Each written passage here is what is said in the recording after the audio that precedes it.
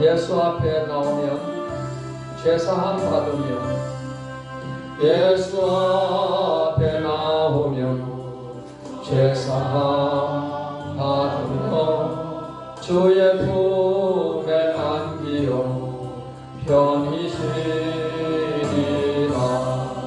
우리 주만 믿으면 모두 구원 얻으며 영생 복락 멸류관 확실히 받겠네.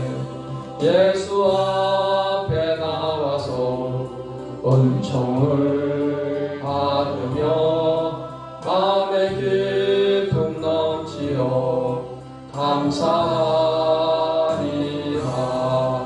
우리 주만 믿으면 모두 구원 얻으며 영생 복락 멸류관 확실히 받겠네.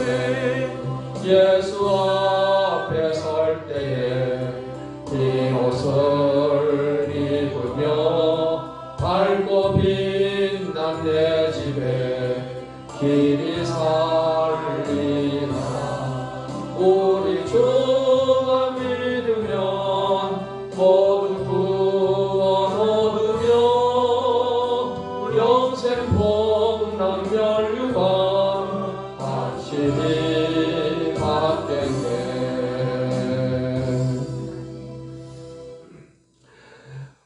오늘 출애굽기 19장 5절로 6절의 말씀을 가지고 언약의 백성, 이러한 제목으로 말씀을 드리겠습니다. 우리 예수 믿는 사람들은 하나님 나라의 백성으로서 살아가는 것입니다. 우리가 이 육신의 몸은 이 세상에 속하여서 대한민국의 백성으로 살아가지만 예수님을 믿게 되면 우리는 영적으로는 하나님 나라의 백성으로서 살아가는 것입니다. 하나님 나라의 백성으로 살아가다가 하나님이 오라고 부르시면 우리는 하나님이 계신 그 천국, 하나님 나라 천국에 가서 영원히 하나님과 함께 살게 되는 것입니다. 우리가 하나님 나라의 백성이 되었다는 것은 하나님과 언약적 관계로 하나님 나라의 백성이 된 것입니다. 이 언약적 관계로 되었다는 것은 여러분 사랑하는 청춘 남녀가 이제 부부가 되어서 이제는 한 가정을 이루게 되는 것은 이 결혼식을 통해서 서로 남녀가 혼인서약을 합니다. 부부로서 평생에 우리가 서로 남편과 아내로서 존중히 여기고 사랑하고 살겠다. 그 언약을 했기 때문에 그때부터는 이제 한 몸이 되어서 부부가 되어서 이제 평생을 함께 살아가는 것입니다. 이 언약의 징표로서 서로 금반지를 주고받기도 하는 것입니다. 이렇게 부부가 되는 것은 서로 전혀 남남인 이 남녀가 이 언약을 통해서 약속을 통해서 부부가 되어지게 되는 것입니다. 그런 것처럼 하나님과 우리들이 하나님의 백성이 되는 것은 하나님과 우리와의 언약적 관계로 인해서 하나님 백성이 되었다 하는 것입니다. 이것을 과거 구약의 이스라엘 백성들이 하나님과 어떻게 하나님 백성이 되었는지, 그리고 신약에 와서 우리 그리스도인들은 어떻게 하나님 백성이 되었는지 이 관계에 대해서 말씀을 드리고 또 하나님의 백성이 누리는 그 특권에 대해서 말씀해 드림으로 함께 은혜를 나누고자 합니다. 먼저 우리는 하나님은 약속을 하시고 이 언약 약속을 반드시 지키시는 하나님이심을 우리가 기억을 해야 됩니다. 성경 말씀 민수기 23장 19절 말씀을 같이 읽겠습니다. 하나님은 사람이 아니시니 거짓말을 하지 않으시고 인생이 아니시니 후회가 없으시도다. 어찌 그 말씀하신 바를 행하지 않으시며 하신 말씀을 실행하지 않으시랴 했습니다. 여러분, 우리 사람은 어떻습니까? 사람들은 어떤 약속을 하고 잘 지키는 사람도 있지만 약속을 그냥 쉽게 이렇게 지키지 않는 그러한 사람들도 많이 있습니다. 그런데 우리 하나님은 성품 자체가 신실하신 하나님이십니다. 하나님께는 거짓이 없으시고 하나님은 한번 입으로 말한 것은 반드시 지키시는 하나님이십니다. 그것이 하나님과 사람이 다른 점이 그런 점입니다. 사람은 실수로 연약해서 약속을 못 지키는 경우도 있지만은 하나님은 반드시 약속을 지키실 수 있는 것은 약속을 지킬 수 있는 그 능력이 있으신 분이십니다. 전능하신 하나님이시기 때문인 것입니다. 그리고 성품 자체가 전혀 이 거짓이 없으신 분이시기 때문인 것입니다. 그래서 우리는 성경이 우리의 하나님이 우리에게 주신 약속의 말씀임을 약속의 관점으로 성경을 볼 수 있어야 됩니다. 그래서 우리가 성경을 구약이라고 부르고 신약이라고 하는 것은 하나님이 우리에게 주신 약속이라는 관점에서 구약, 신약 이렇게 호칭을 하는 것입니다. 하나님께서 우리에게 주신 약속을 통해서 우리가 하나님과 우리와의 관계가 하나님의 백성이 되었다는 것. 먼저 과거 구약 시대에 이스라엘 백성들이 어떻게 하나님의 백성이 되었는가를 한번 살펴보겠습니다. 과거 구약의 이스라엘 백성들은 아브라함의 혈통적인 그런 백성입니다.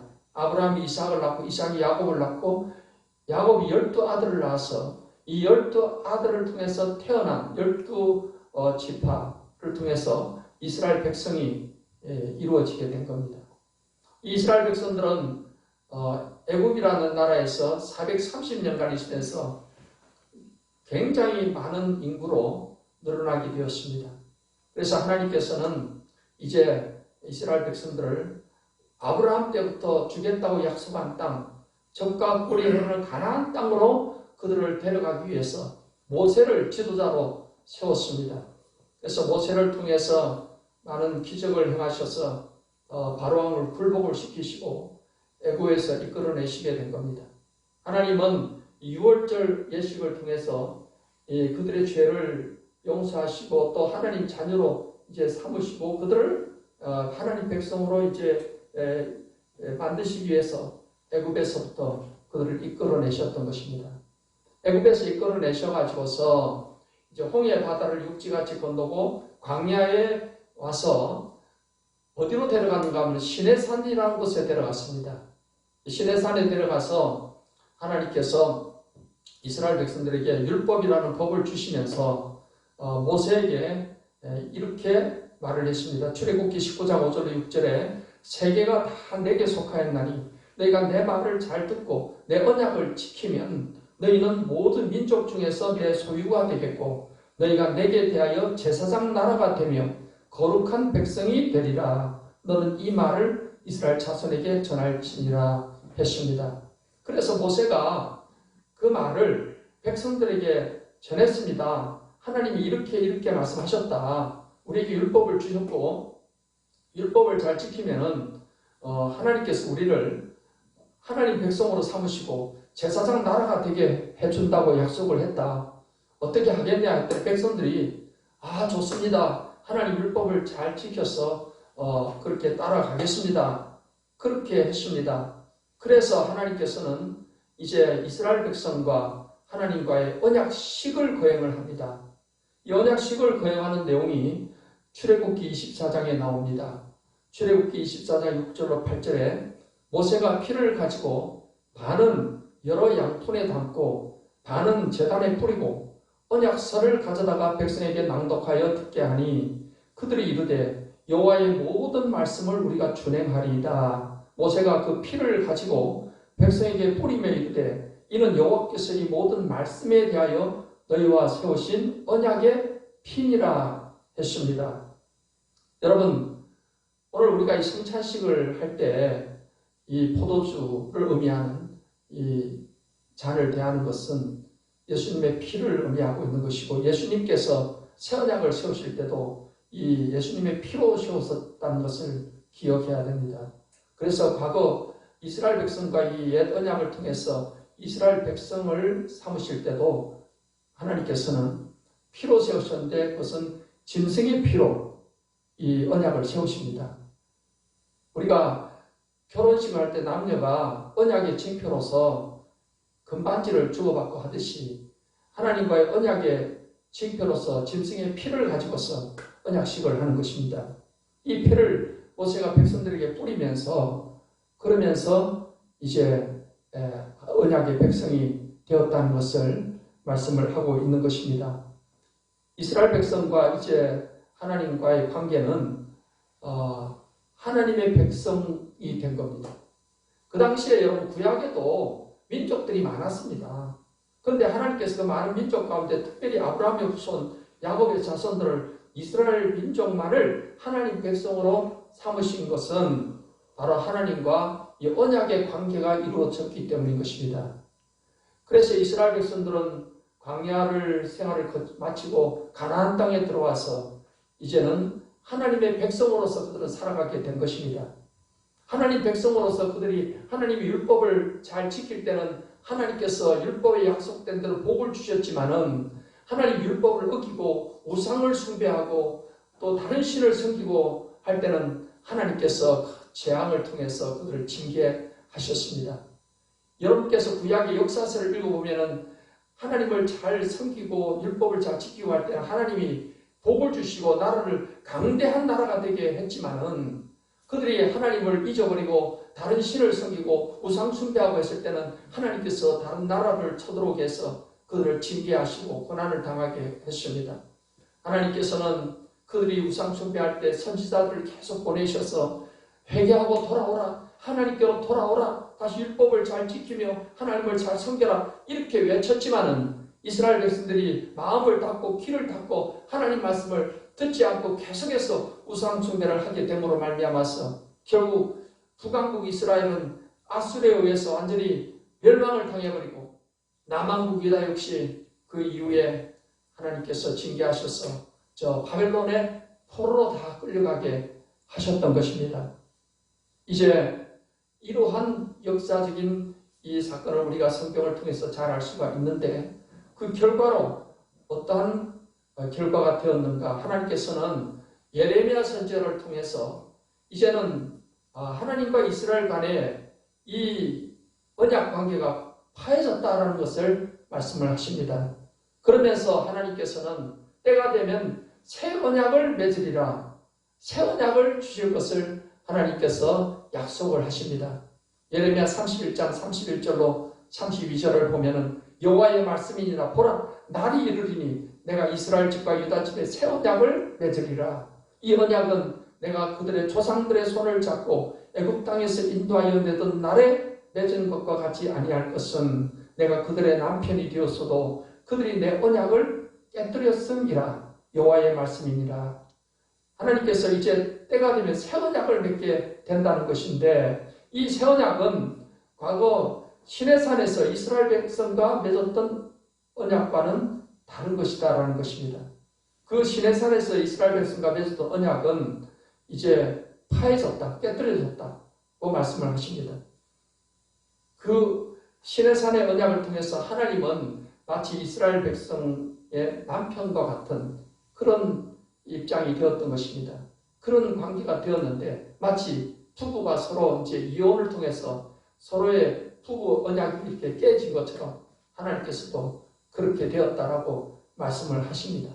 그러면서 새 언약이라는 이 언약을 주실 것이라고 약속을 하시는데 새 언약의 내용은 이어지는 33절, 34절의 말씀에 보면은 이렇게 기록되어 있습니다. 그러나 그날 후에 내가 이스라엘 집과 맺을 언약은 이루하니 곧 내가 나의 법을 그들의 속에 두며 그들의 마음에 기록하여 나는 그들의 하나님이 되고 그들은 내 백성이 될 것이라. 여호와의 말씀이니라. 그들이 다시는 각기 이웃과 형제를 가리켜 이르기를 너는 여호와를 알라 하지 아니하리니 이는 작은 자부터 큰 자까지 다 나를 알기 때문이라. 내가 그들의 악행을 사하고 다시는 그 죄를 기억하지 아니하리라. 여호와의 말씀이니라 했습니다. 이제 하나님께서 새롭게 맺으실 이 새 언약은 마음에 두게 된다는 것이니 그리고 이 새 언약의 내용은 악행을 사해 주시고 죄를 다시 기억하지 아니하리라. 이것이 바로 새 언약의 내용임을 말씀을 하십니다. 우리는 예레미야 성경 이후의 구약 역사를 통해서 하나님께서 새 언약을 세웠다라는 말씀이 없다는 것을 알게 됩니다. 그러면 이 새 언약에 대한 내용은 무엇이냐? 바로 예수님을 통해서 이 새 언약이 세워질 것을 예언해 주신 말씀인 것입니다. 이제 때가 되어서 예수님이 이 땅에 오셨습니다. 예수님이 이 땅에 오신 목적은 이제 우리의 죄를 다 사해 주시고 다시금 하나님의 백성을 이제 예수 믿는 사람을 하나님 백성으로 삼으시기 위해서 예수님이 이 땅에 오시게 된 것입니다.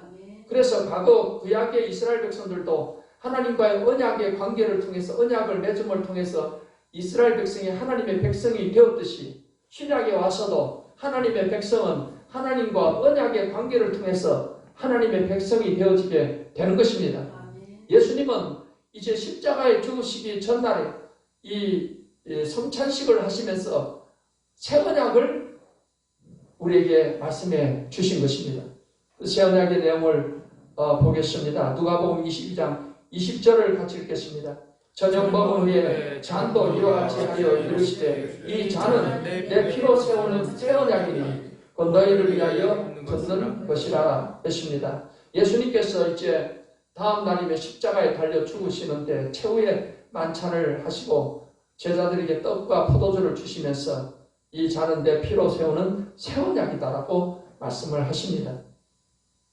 그리고 이제 그 새 언약을 이 성찬 예식을 통해서 이 새 언약을 기억하면서 이 성찬 예식을 행하여서 예수님을 기념하라고 말씀하셨습니다. 고린도전서 11장 25절을 읽겠습니다. 식후에 또한 그와 같이 잔을 가지시고 이르시되 이 잔은 내 피로 세운 새 언약이니 이것을 행하여 마실 때마다 나를 기념하라 하셨으니 했습니다.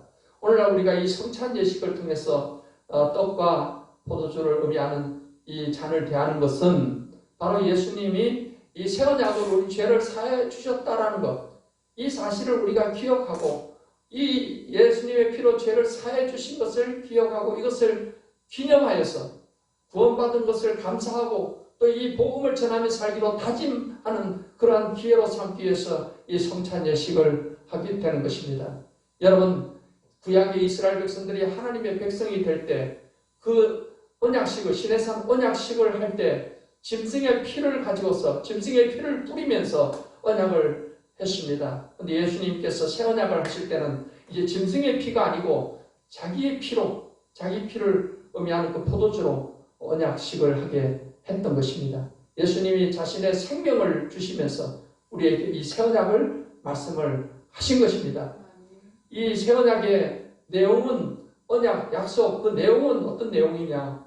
성경 말씀 마태복음 26장 28절에 이렇게 기록하고 있습니다. 같이 읽겠습니다. 이것은 죄 사함을 얻게 하려고 많은 사람을 위하여 흘리는 바 나의 피, 곧 언약의 피니라고 말씀을 했습니다. 새 언약의 내용은 우리 죄를 사해 주신다는 것입니다. 우리가 예레미야 선지자를 통해서 새 언약이 예언될 때 이 새 언약은 우리 악행을 사하고 우리 죄를 다시는 기억지 아니한다라고 말씀을 하셨는데 바로 예수님이 이 새 언약을 통해서 우리에게 무엇을 약속하셨냐? 죄를 사해 준다는 것입니다. 우리 인간은 태어나면서부터 아담과 하와의 이 원죄를 가지고 태어났습니다. 그 죄 가운데 살다가 우리는 죽어서 심판받고 지옥에 가야 되는 것입니다. 그런데 예수님이 이 땅에 오신 것은 이 죄 문제를 해결해 주시기 위해서 오신 것입니다. 예수님은 우리의 인류의 죄를 대신해서 십자가에 달려서 죽으시고 3일 만에 부활하셨습니다.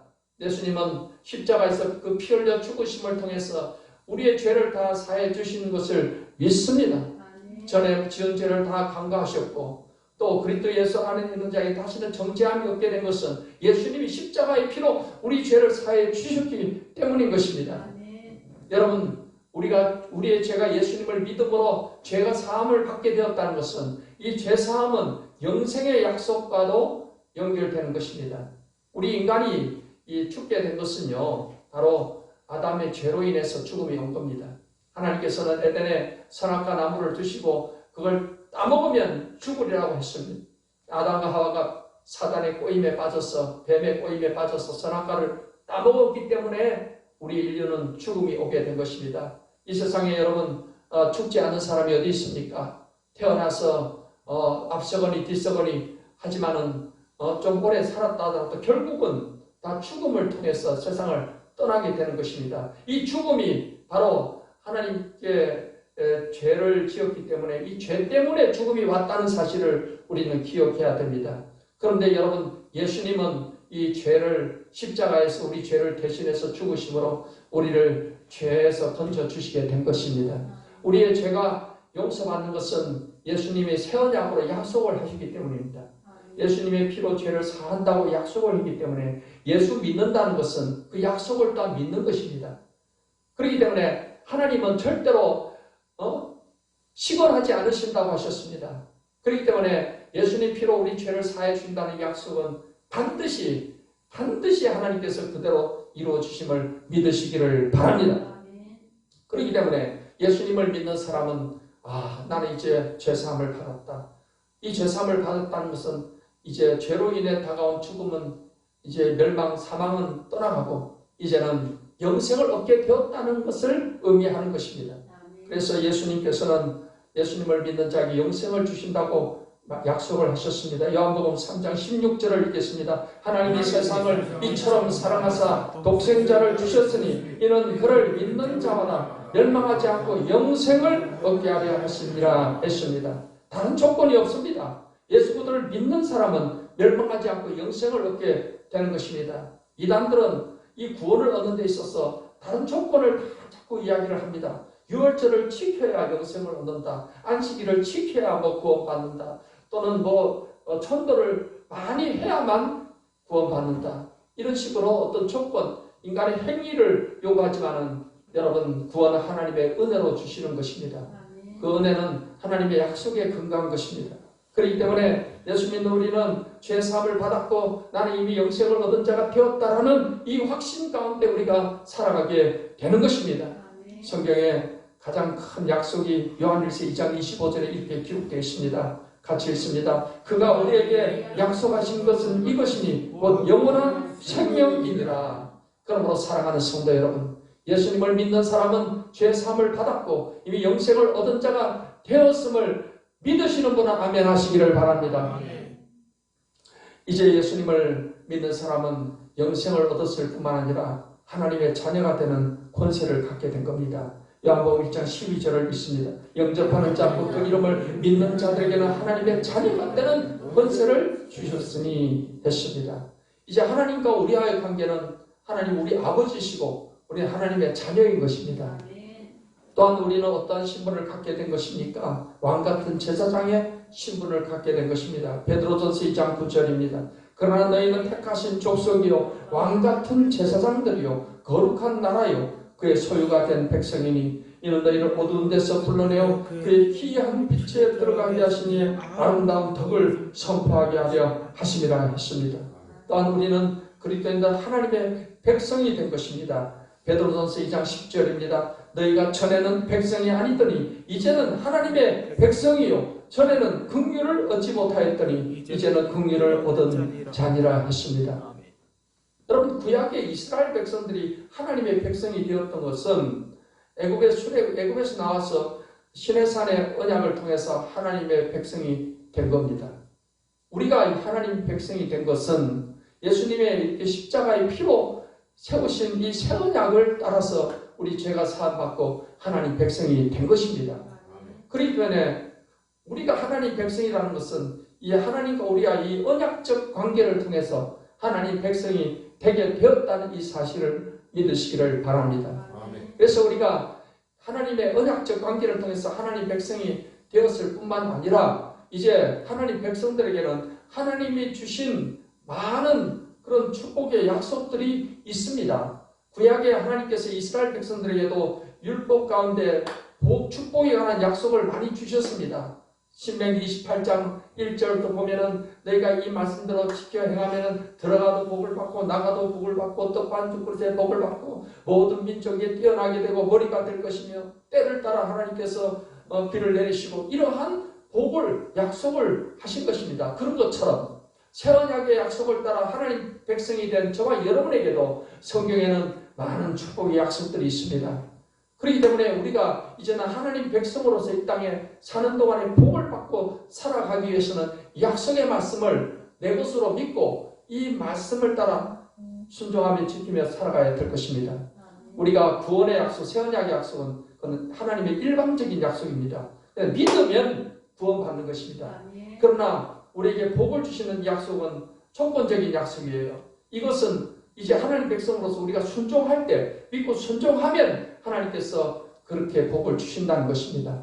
하나님께서 우리 하나님 백성들에게 특별히 어떠한 것을 축복으로 약속의 말씀을 주셨습니까? 대표적인 것을 우리가 찾아보자면은 성경에 많은 약속이 있습니다. 무엇보다 중요한 것은 우리가 이 하나님의 약속을 어떤 자세로 우리가 그 약속을 받아들이는가 하는 것이 중요한 것입니다. 이 자세에 대해서 고린도후서 1장 20절에 말씀을 같이 읽겠습니다. 하나님의 약속은 얼마든지 그리스도 안에서 예가 되니 그런즉 그로 말미암아 우리가 아멘하여 하나님께 영광을 돌리게 되느니라 했습니다.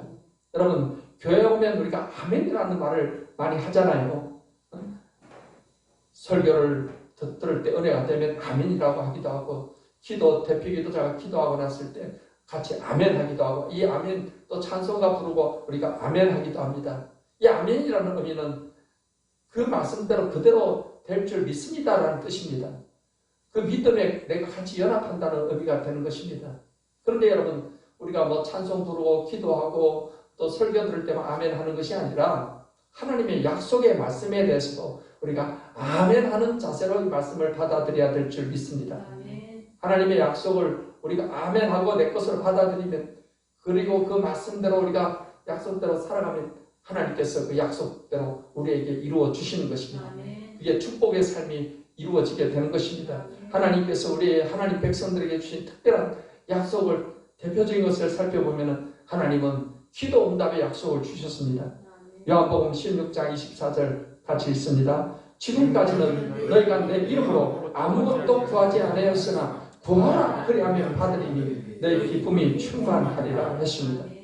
이것이 신약의 이스라엘 신약의 하나님 자녀들에게 특별히 예수님께서 주신 약속입니다. 지금까지 너희가 내 이름으로 아무것도 구하지 않았으나, 예수님 오시기 전에는 뭐 예수님 이름으로 이렇게 기도하지 않았으니까요. 그러나 이제 예수님이 오신 이후에 우리가 예수님의 이름으로 기도하면 하나님이 다 주신다는 거예요. 구하라 그리하면 받으리니 너희 기쁨이 충만하리라 했습니다. 우리가 내 욕심을 따라 구하지 아니하고 하나님의 뜻을 따라서 또 깨끗한 그런 마음을 가지고 하나님께 구하면, 하나님 뜻대로 구하면 하나님이 다 주신다고 말씀을 하셨습니다. 또한 우리에게 주신 신약의 그리스도인에게 주신 중요한 약속이 성령의 선물에 대한 약속입니다. 사도행전 2장 38절에 베드로가 이르되 너희가 회개하여 각각 예수 그리스도의 이름으로 세례를 받고 죄 사함을 받으라 그리하면 성령의 선물을 받으리니 했습니다. 여러분, 우리가 예수님을 믿을 때 성령이 우리 안에 내주하십니다. 그러나 여기서 말하는 성령의 선물은 우리가 이제 예수님을 믿을 때 성령이 임하는 것뿐만 아니라 우리가 사모해서 성령 충만을 사모해서 기도하면 하나님의 성령이 우리에게 충만하게 우리에게 역사해 주시는 것입니다. 성령이 충만하게 역사한다는 것은 우리 안에 계신 성령께서 우리에게 더 강하게 나를 완전히 다스려 주시고 이끌어 주신다는 것입니다. 그래서 성령의 은사가 넘치게 되고 성령의 열매를 맺게 되고 하나님의 전도의 권능이 따르게 되고 하는 그러한 상태를 우리가 성령 충만이라고 합니다.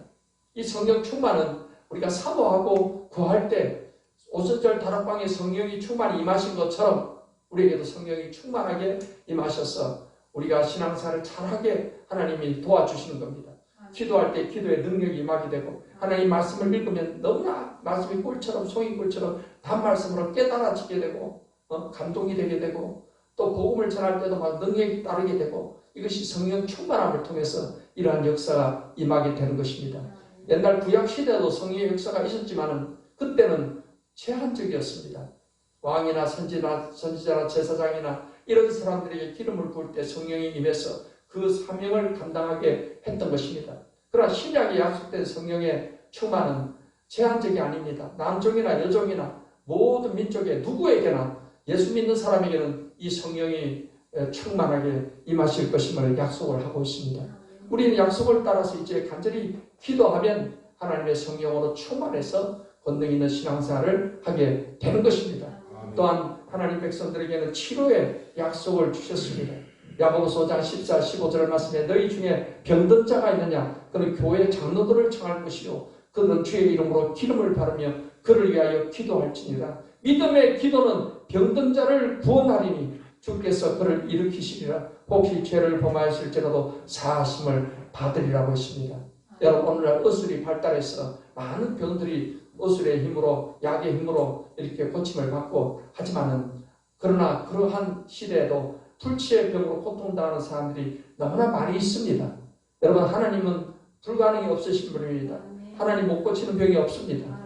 그래서 우리는 늘 치료의 하나님을 의지하고 이제 예수의 이름으로 기도하면 하나님이 치료해 주신다고 하셨으니까 하나님의 치료를 사모하고 기도해서 하나님의 주시는 치료의 은혜를 공급받아서 늘 건강한 몸으로 하나님 앞에서 늘 승리하는 삶을 살아가게 되시기를 바랍니다. 또한 하나님께서는 우리가 이 땅에 살아가는 동안에 이 세상의 삶을 필요한 것들을 하나님이 더해 주신다라고 약속을 하셨습니다. 여러분 우리가 이 땅에 살아가다 보면은 물질도 필요하죠. 집도 필요하죠. 옷도 필요하죠. 먹을 것도 필요하죠. 그런 것들을 하나님이 다 아신다는 거예요. 그래서 이러한 것들을 하나님 백성들에게 하나님이 주시는데 우리가 어떻게 하면 그걸 더한 받을 수 있는가를 예수님이 이렇게 말씀을 하셨습니다. 마태복음 6장 31절 32절에 그러므로 염려하여 이르기를 무엇을 먹을까 무엇을 마실까 무엇을 입을까 하지 말라. 이는 다 이방인들이 구하는 것이다. 너희 하늘 아버지께서 이 모든 것이 너희에게 있어야 할 줄을 아시느니라 하십니다. 먼저는 우리가 이러한 세상적인 것들로 인해서 염려하지 말라는 거예요. 아이고 내가 뭘 먹고 살까 뭘 입고 살까. 세상 사람들은 그런 염려를 많이 가지고 살아갑니다. 그러나 우리 하나님 백성들은 믿음으로 살아야 돼요. 하나님이 돌봐주실 것을 믿어야 되는 것입니다. 그렇기 때문에 염려는 믿음과는 반대되는 거예요. 불신앙적인 자세를 갖는 겁니다. 그렇기 때문에 염려, 근심을 우리가 내어 버려야 돼요. 하나님께서 필요한 것들을 다 하나님은 알고 계신다. 내가 뭐가 필요한지 알고 계신다. 그러면 이것을 우리가 어떻게 하나님께 우리 공급받을 수 있는가? 이어지는 말씀 33절 34절에 이렇게 말씀하고 있습니다. 우리 같이 읽겠습니다. 너희는 먼저 그의 나라와 그의 의를 더하라. 그리하면 이 모든 것을 너희에게 더하시리라. 그러므로 내일 일을 염려하지 말라. 내일 일은 내일이 염려할 것이요 한 날의 괴로움은 이날로 그날로 족하니라. 하나님께서는 우리가 필요한 것들 먹을 거 입을 거 마실 거 그게 결국은 우리의 학업 문제, 직장 문제, 진로 문제 다 그 안에 포함되어 있는 겁니다.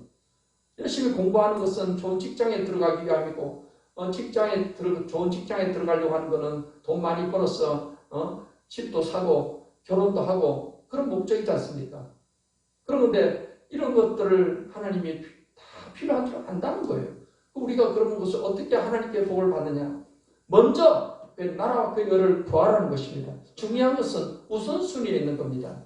하나님을 믿는 사람들도 어떤 사람들은 하나님 믿는 것은 차선이고 먼저 자기 삶이 최선인 사람이 많이 있어요.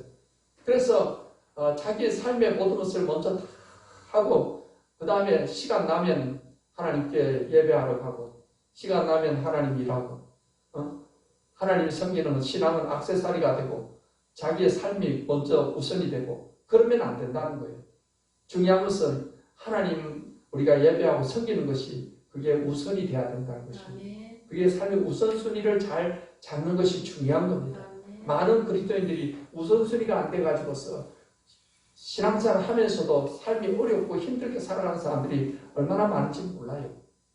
우리는 하나님 앞에 시간 드리는 거, 하나님께 예배하는 거, 기도하는 거, 말씀 보고 복음 전하고 있는 이 하나님 나라와 그의 의를 구하는 것을 우리 인생의 최우선의 가치로 삼고 최우선적으로 우리가 그것을 위해서 시간 드리고 물질도 드리고 마음을 우리가 드리고 나가야 됩니다. 그럴 때 우리의 삶의 모든 부분을 하나님께서 하나님 주시는 복으로 더해준다는 거예요. 물질이 필요하면 물질을 더해 주시고, 직장이 필요하면 직장을 더해 주시고, 건강이 필요하면 건강을 더해 주시는 것입니다. 그렇기 때문에 사랑하는 성도 여러분, 이제 하나님 나라 백성으로서, 하나님과 언약적 관계로서 하나님의 백성으로 살아가는 저와 여러분들은 하나님 나라를 추구하는 것이 먼저 여러분의 삶의 우선순위가 되시기를 예수님의 이름으로 축복합니다. 아멘. 그래서 하나님이 주시는 복을 더한 받는 이러한 체험들이 많아지시기를 바랍니다. 여러분, 우리는 하나님의 모든 약속에 대해서 아브라함 같은 자세를 가지고 그 약속을 이루어받는 삶을 살아가야 될 것입니다. 로마서 4장 20절로 22절에는 아브라함이 약속에 대해서 어떠한 자세를 가졌는가를 이렇게 기록하고 있습니다. 믿음이 없어 하나님의 약속을 의심하지 않고 믿음으로 견고하여져서 하나님께 영광을 돌리며 약속하신 그것을 또한 능히 이루실 줄을 확신하였으니 그러므로 그것이 그에게 의로 여겨졌느니라 했습니다. 하나님은 아브라함에게 자식이 없는 75세 된 아브라함에게 자식을 주시어서 민족을 이루게 해주실 것이라는 걸 약속하셨습니다. 또한 가나안 땅을 그와 그의 후손에게 기업으로 주겠다고 약속을 하셨습니다. 또한 아브라함의 후손을 통해서 온 땅의 모든 족속이 복을 받게 하겠다고 약속을 하셨습니다. 그러니까 아브라함은 약속을 믿고 고향을 떠나서 가나안 땅으로 오게 된 것이고, 과연 하나님은 그 약속하신 대로 아브라함 나이 100살에 아들 이삭을 주셨습니다. 이삭을 통해서 이스라엘 민족을 이루게 해주셨습니다. 그리고 이스라엘 민족을 통해서 예수님이 이 땅에 오셨으며 예수님을 통해서 이제는 온 땅의 족속들이 누구도 예수 믿음으로 구원받는 이 길을 열어주시게 된 것입니다. 그렇기 때문에 사랑하는 우리 성도 여러분, 아브라함처럼 하나님의 약속을 여러분이 끝까지 굳게 믿고 확신하고 이 약속의 말씀을 따라서 살아가는 삶이 되시기를 바랍니다. 그래서 새 언약의 약속을 따라서 우리는 구원받고 제사함받고 하나님 자녀가 되었다는 이 사실, 우리에게 영생을 주셨다는 사실을 확신하고 구원받은 그 은혜에 감사하며 살아가는 가운데 하나님 앞에 우리가 기도하면 응답받고, 또한 하나님 앞에 우리가 성령을 약속받았고, 또 그의 나라 그의를 구하며 모든 것을 더해 주시니, 또 하나님께 기도하면 병을 고쳐주시는 이러한 약속들을 여러분께서 믿고 그 약속의 말씀을 따라 기도하고 부르짖고 사모하고 성령 충만하고, 그래서 여러분 먼저 그의 나라 그의를 구하는 이런 삶을 살아감으로 인해서 하나님의 모든 약속이 여러분 삶 가운데 큰 응답으로 축복으로 다 이루어지고 성취되는 그런 축복된 삶을 살아가게 되시기를 예수님의 이름으로 축원합니다.